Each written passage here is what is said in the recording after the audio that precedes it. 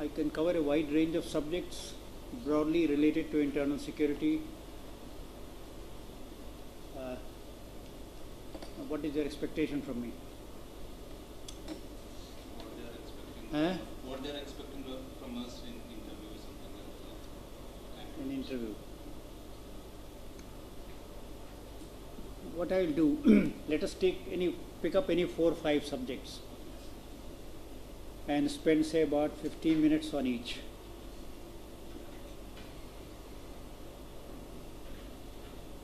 Now, if you want to suggest, if you have anything, otherwise I would say, I'm suggesting if that's okay with you, otherwise you can place your demand on me and I'll try to speak on that even extempore.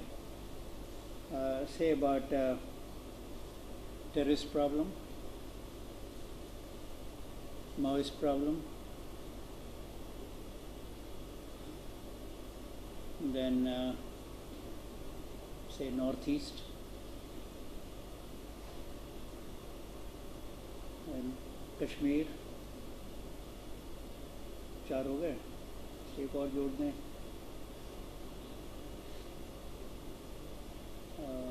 illegal immigrations from Bangladesh. Now these 4 or 5 subjects I have in mind. If you have any specific area or subject, you can mention that to me.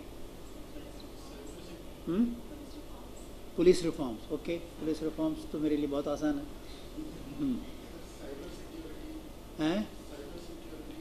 Cyber security भी हो सकता है, पर अभी मेरे ख्याल में इतना ज़्यादा हम कवर नहीं कर पाएंगे 1 घंटे के अंदर. पुलिस रिफॉर्म में सब आ जाएगा.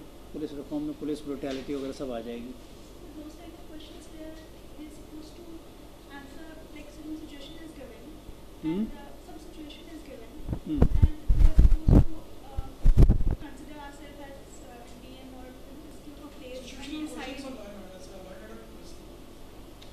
नहीं, आप you complete what you have to say. Situations are questions where we are asked to assume ourselves to be a DM or SP, and then how you handle the situation.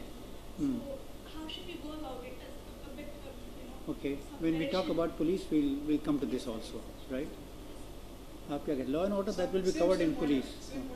Any other suggestion from any of you? No. So can we start this? And we spend about 10 to 15 minutes on each, and then either we can have one subject and then questions on that, or complete all the subjects and then have questions. So we complete all the 4 or 5 subjects, and then you can ask questions on any of the subjects which I cover. So let's start with the Maoist problem or the Naxalite problem. First, you should be clear about the 2 terms, Naxalite and Maoist. First, you should be clear about it. You see, it is the Naxalite movement started in India in 1967. That is when, in 1967, there was a popular insurrection in the village called Naxalbari at the tri-junction of India, Nepal, and what was then East Pakistan. That is the village from where the movement started in 1967. In 69, the party was formed, and the movement spread over vast areas of India. As on date, about 173 districts are affected. 173 districts are affected on date.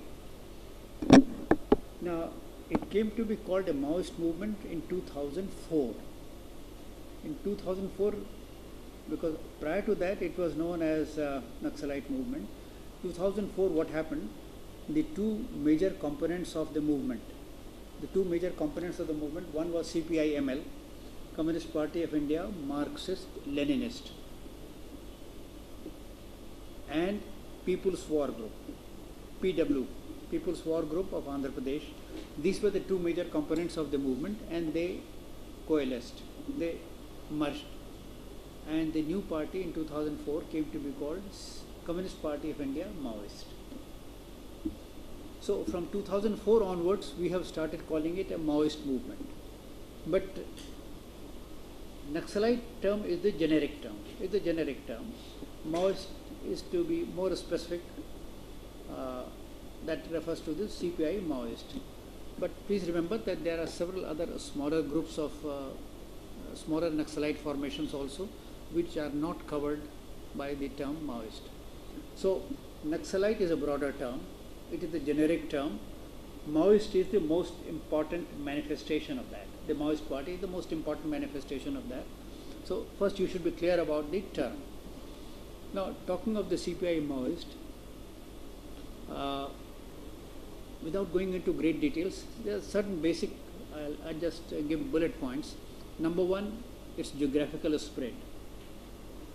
I said 173 districts are affected, and the districts worst and the states worst affected are Chhattisgarh, Jharkhand, Bihar, Odisha, Gadchiroli of Maharashtra, Andhra Pradesh, the old Andhra Pradesh, which now is divided into Andhra and Telangana, but it is not so intense there, and partly border districts of Madhya Pradesh, and you can also say even bordering districts of UP like Sonbhadra, they are also partly affected. But the worst affected states are Jharkhand and Chhattisgarh. So that is the geographical spread. Second thing you need to remember, what gives them the punch? What gives them the leverage against Government of India? That is because they have organized what they describe as PLGA, People's Liberation Guerrilla Army. And PLGA is about 10,000 strong. And about 8,000 of them have proper weapons. Apart from PLGA, they have got Jan Militia. Jan Militia would be about 30,000. And then they have a large group of sympathizers. I mean, even in Delhi, you would be having sympathizers. I mean, like Arundhati Roy, like Prashant Bhushan, the whole highly educated people in universities, in legal profession and otherwise. And so that is this is the second point you need to remember. One, I said geographical spread. Second, I said what gives them the lethal punch. That is the PLGA. Third, I also mentioned the kind of support base they have.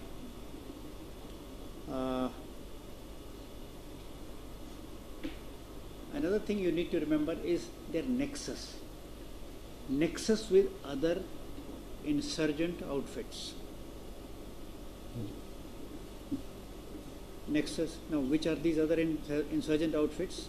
They have nexus with NSCN, that is the National Socialist Council of Nagaland. Then they have a nexus with ULFA, United Liberation Front of Assam. They have a nexus with Manipur's People's Liberation PLA, People's Liberation Army.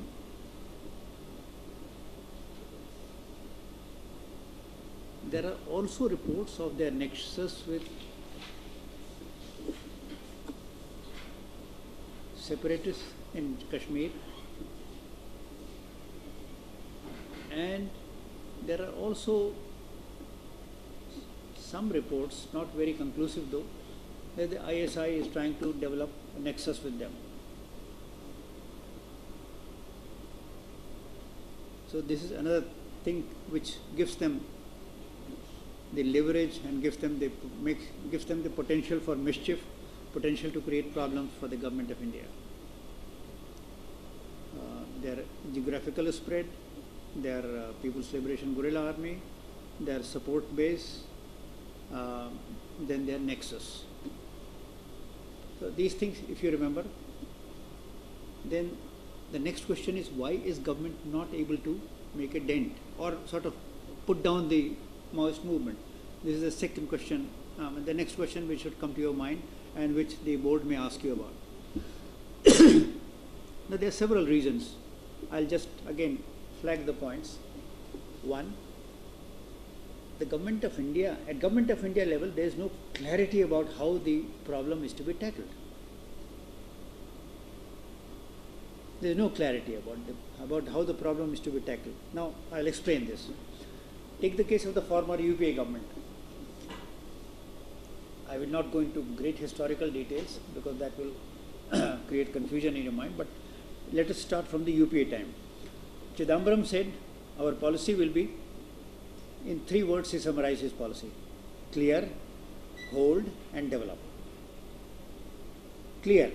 By clear, what he meant was, we clear the area of Maoists. Through security forces operation, we clear an area. Once the area is cleared, you hold it. You establish your administrative structure.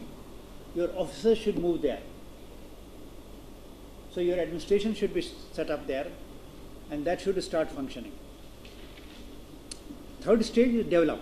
Then you undertake, once the administrative structure, infrastructure is there, then you undertake economic development of the area. So this is what he meant: clear, hold and develop. Now this was the policy. Now the policy made a good beginning, but as it was making progress, Mr. Chidambaram was pulled back by Digvijay Singh. Digvijay Singh, no, we should follow the development model. In other words, we should lay emphasis on development and not on counterinsurgency. So Chidambaram had sent about 60 battalions to these affected states to clear the areas of Maoists. He said, no, we should follow the development model. And I think, as you know, Digvijay Singh, whatever he said was normally with the blessings of 10 Janpad. So it was taken that government doesn't want the security forces operations to be pushed beyond the limit. They thought if security forces operations are pushed beyond the limit, we will lose the votes in that area. I have another interpretation also. They thought if Chidambaram becomes very successful, he will become a candidate for prime ministership. फिर राहुल बाबा कैसे prime minister बनेंगे? तो इसलिए उसको पीछे खींच लो.